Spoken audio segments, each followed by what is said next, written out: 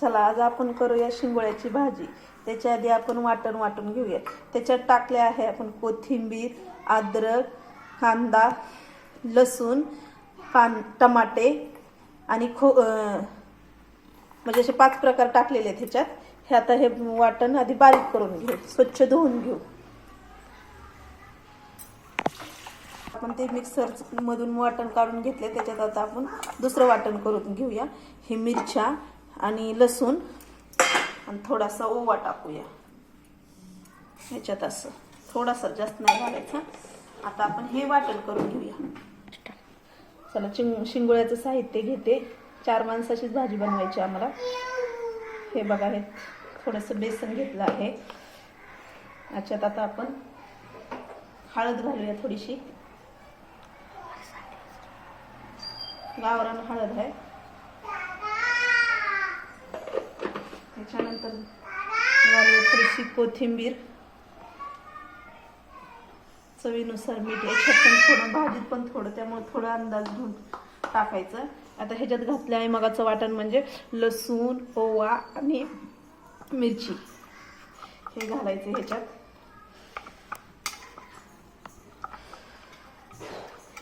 असं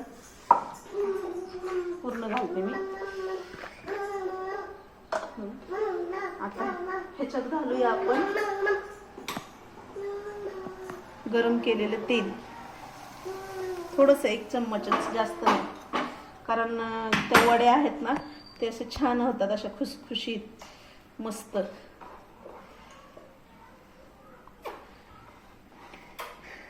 हे चांगलं मळून घेते मी। हे का तेल टाकल्यामुळे असं बेसन हाताला चिटकत नाही, असं मस्त मळून घेतलंय मी। नाहीतर काय बेसन असं चिटकलं जातं हाताला, त्याच्यामुळे कसं ताट असं एकदम चांगलं करून घ्यायचं, असं मळायचं ह्याला, असं थोडंसं हाताला चिटकणार नाही। हे बघा, ह्याचा कलर पण छान आलाय। परत भाजीत पण हा कलर मस्त होणार आहे। ह्याला 5 मिनिटं ठेवून देऊ। चला आता आपण फोडणीची तयारी करतोय। 3 चमचे तेल टाकले। तेल जास्त का टाकले, परत मसाला जास्त चांगला तळला पाहिजे म्हणून। मसाल्यात कोणी फोडणी देताना कोणी जिरी मोहरी टाकतं, कोणी नाही टाकत। त्याच्या मला तर आवडतं म्हणून मी टाकते। थोडीशी मोहरी, थोडीशी जिरे, कढीपत्ता पण टाकू शकता तुम्ही। चांगलं तडतडू द्यायचंय।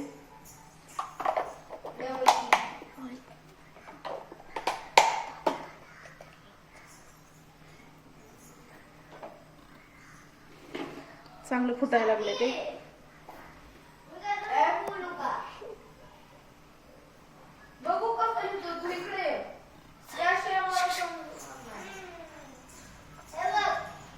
हा, हे चांगलं तडतडते।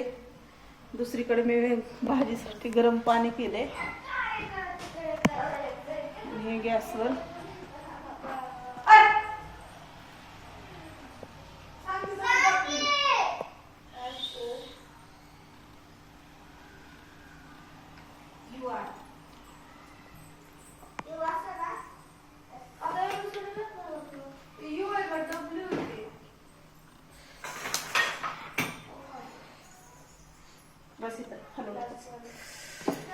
आता ह्याच्यात टाकू आपण हे वाटणात।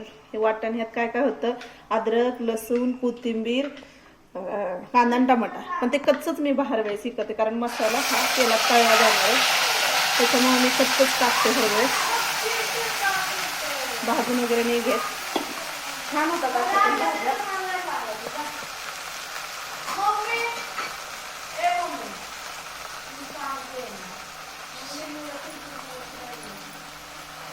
हे बघा, हे चांगलं असं परतू द्यायचंय, म्हणजे याला चांगलं आतून तेल सुटेपर्यंत मसाला हा एकजीव झाला पाहिजे। हे बघा चांगला।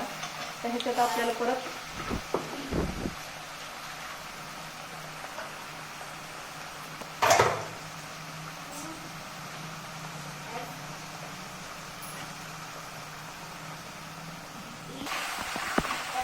हे बघा मसाला चांगला भाजलाय. आता त्याच्यात आपण थोडीशी हळद टाकू, कारण आपण त्याच्यात पण घातली.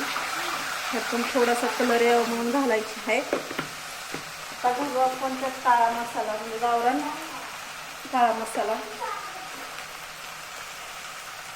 हे बघा थोडासा घालायचा, जास्त नाही घालायचा, कारण तिखट जास्त होतं पोरांसाठी, पोरं पण खातात म्हणून. हा काळा मसाला टाकल्यावर दुसऱ्या कुठल्याच मसाल्याची गरज लागत नाही, कारण ह्यालाच चांगला आपल्याला हे करून घ्यायचे.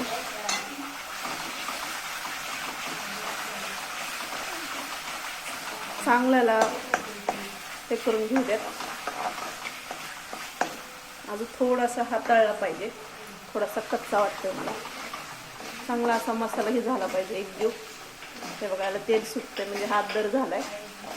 हे बघा असं तेल सुटाय पाहिजे याला, असं असं.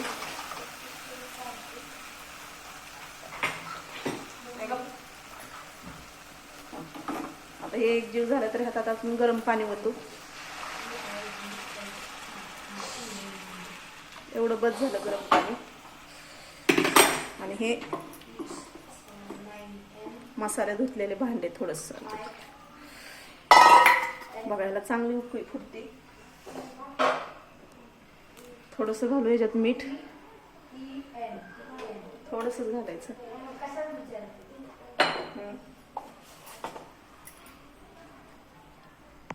हे बघा चांगली अशी भाजी उकळली. आता आपण शिंगोळ्या, आम्ही याला शिंगोळ्या म्हणतो, तुम्ही काय म्हणतो माहित नाही मला. गॅस बारीक करते जरा, हे असं हाताला तेल लावायचं ना, असे आकार करायचे याचे असे, आणि असे सोडून द्यायचे त्याच्यात, कारण हे शिजल्यानंतर असे डबरे होणार आहेत, म्हणजे थोडेसे जाड होणार आहेत.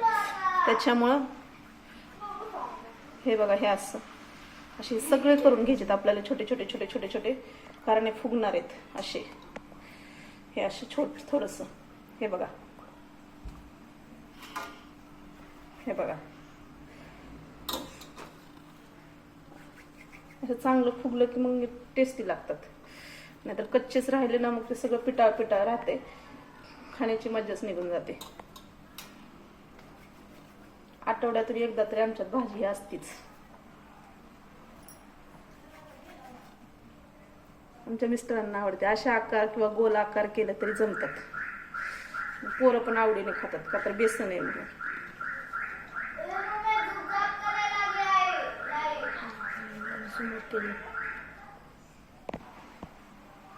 हे बघा आपण सगळ्या करून घेतलेल्या आहेत अशा अशा आकाराच्या.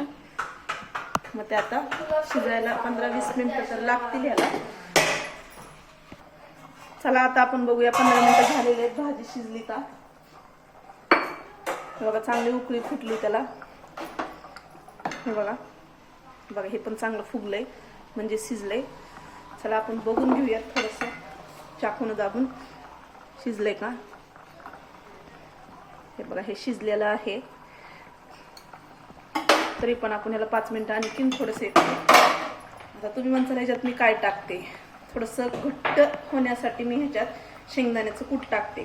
ते पण शेंगदाणा न भाजता थोडंसं जास्त कच्च्या शेंगदाण्याचं कूट टाकायचं. हे बघा असं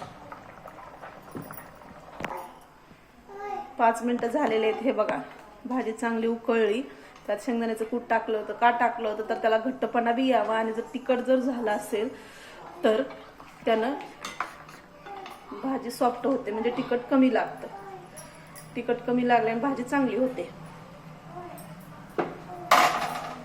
हे बघा हे बघा आपली भाजी झाली आहे तयार. त्यासाठी आपण काढून घेऊया एका छोट्याशा वाटीमध्ये. हे बघा अशी भाजी आहे.